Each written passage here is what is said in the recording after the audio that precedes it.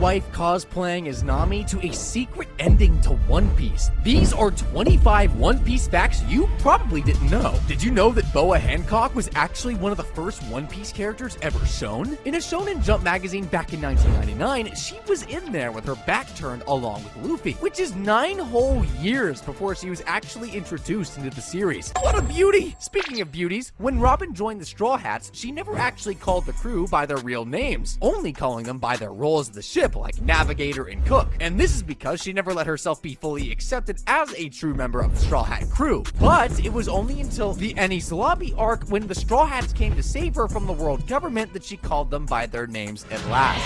But did you know that Zoro in the English version of the manga actually goes by Zolo? And this is because the English translation from Japanese to English doesn't really mix well, as the R's translate to L's. But the name Zoro also caused other problems with another fictional character that carries a sword called Zoro. And since we're talking about Zoro, did you know that he is the only pirate from the worst generation that has not eaten a devil fruit? Now, you're probably thinking, what about Killer? But if you remember, Killer ate a smile fruit, which technically makes him a devil fruit user, since his ability to swim in water is now taken from him. But have you ever noticed this Panda Man coincidentally in a lot of scenes? Well, Oda, the creator of One Piece, won a drawing contest with this Panda Man character and has been leaving him in the background of One Piece ever since. He was even on Gold D. Rogers' ship as a crewmate. Speaking of Gold D. Rogers' shipmates, did you know that Buggy's original right-hand man was someone from the Straw Hat crew? That's right. Oda actually stated the plan was for Zoro to be in Buggy's crew, meaning we never would have had him as our swordsman. But another main character in One Piece was also changed last minute, and that was Nami. In this old design, you can see her with a robotic arm and a robotic foot, and even a giant axe. Imagine we had this Nami design. Damn! Now, speaking of Nami, if you've noticed throughout the series and the manga, Nami is very fashionable and has a taste for, well, shopping. She can be seen wearing different outfits quite often, which can be pretty hard to keep up with and coming up with ideas for. But Oda actually shared his secret for doing this. He actually uses his wife as inspiration for Nami's clothing. Whenever he hits a roadblock with one of Nami's outfits, he just looks up from his desk and looks at what his wife is wearing and then goes on from there. That's just so wholesome, man. But you want to know what else is wholesome? Well, Ichiro Oda, the creator of One Piece, actually met his wife while she was performing as Nami at an anime convention. Can you imagine basically marrying the character you created? Stop thinking of the Rent-A-Girlfriend creator. Did you know that all 3 admirals are based off of famous people from Japan? Aokiji is based on Yusaku Matsuda, Kizaru is based on Kuni Tanaka, and Akainu is based on Bunta Sugawara, and even Fujitora is inspired by Zatoichi. But the admirals aren't the only characters to be based off of real-life people. Whitebeard and Blackbeard are both inspired by the real-life pirate back in the 1600s, Blackbeard, whose real name was Edward Teach. Edward being Whitebeard and Teach being Blackbeard. But speaking of old pirates, here's something you probably didn't know about.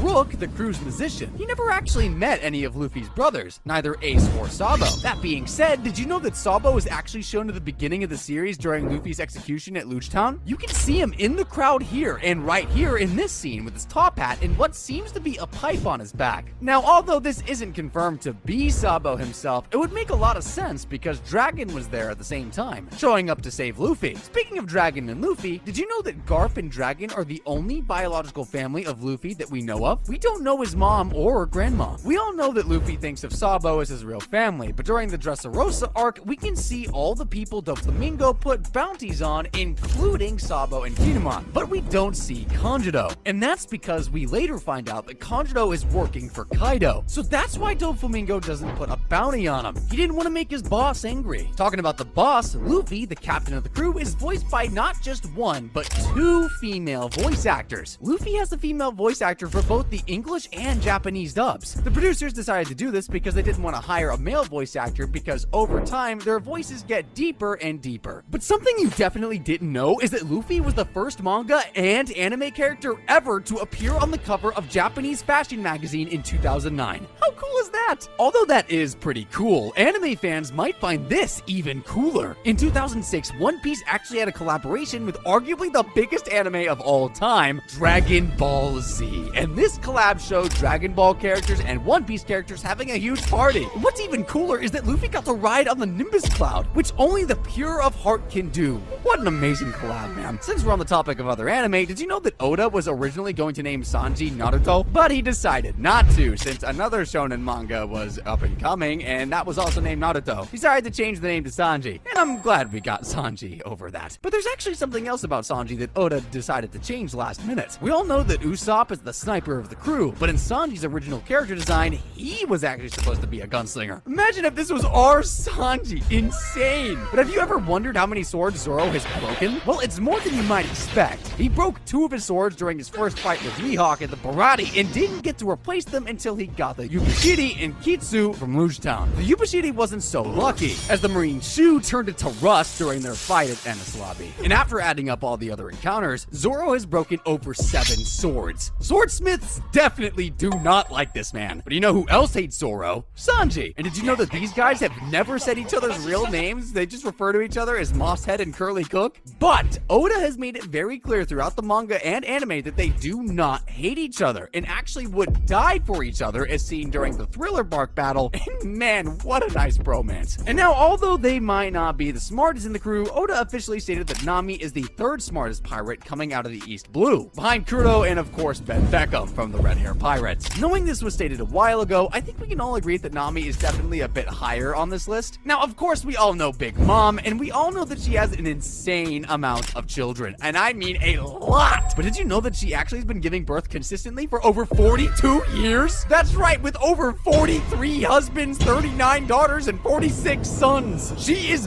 Big Mom for a reason. The bigger question is, why would anyone want to tap that? Now, here's a secret you probably have never heard of, and if you have, you're in the top 1% of One Piece fans. There's actually one other person that knows the ending to One Piece, and it is only known that Oda himself and his editor know the ending to One Piece. But that other person was a sick child from the Make-A-Wish Foundation, where he wished to know the ending of One Piece. When Oda saw that kid and saw his state, he accepted his wish and gladly told him the ending with no one else in the room, that he might not ever get to experience. At the end of the conversation, the kid was crying with happiness and just said, "One Piece is beautiful."